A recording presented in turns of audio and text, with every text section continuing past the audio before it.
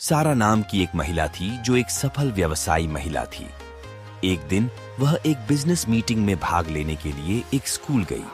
जैसे ही वह सम्मेलन कक्ष की ओर जा रही थी, एक आदमी कहीं से प्रकट हुआ और उसने उससे अपना सारा सोना उसे देने की मांग की। सारा चौंक गई और उसने उसे समझाने की कोशिश की, लेकिन वह आदमी उससे कीमती धातु लेने पर अड़ा हुआ था। सारा ने उस आदमी की मांगों को मानने से इनकार कर दिया और इससे वह नाराज हो गया।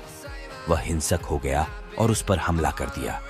उस व्यक्ति ने सारा को गंभीर चोटें पहुंचाई, जिससे अंततः उसकी मृत्यु हो गई।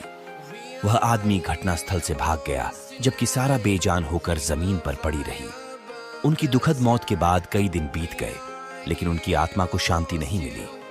सारा जानती थी कि जब तक वह अपने हत्यारे से बदला नहीं ले लेती, उसे चैन नहीं मिलेगा। एक दिन वह उस आदमी के सामने भूत बनकर प्रकट हुई जिसने उसकी हत्या की थी। पहले तो उस आदमी को डर नहीं लगा, क्योंकि उसका मानना था कि भूत महज एक भ्रम है। लेकिन सारा का भूत इंतजार करते करते थक गया था और उसने अपनी योजना को क्रियान्वित करने की ठान ली थी। उसने हत्यारे के जीवन में अराजकता और तबाही मचाने के लिए अपनी शक्तियों का उपयोग किया। वह आदमी बुरे सपनों से परेशान था और वह जहां भी जाता था उसे सारा का भूत दिखाई देता था। आखिरकार वह इतना डर गया कि उसने खुद ही पुलिस के सामने आत्मसमर्पण कर दिया और अपना अपराध कबूल कर लिया। हत्यारे को गिरफ्तार कर लिया गया और अंततः सारा की आत्मा को शांति मिली।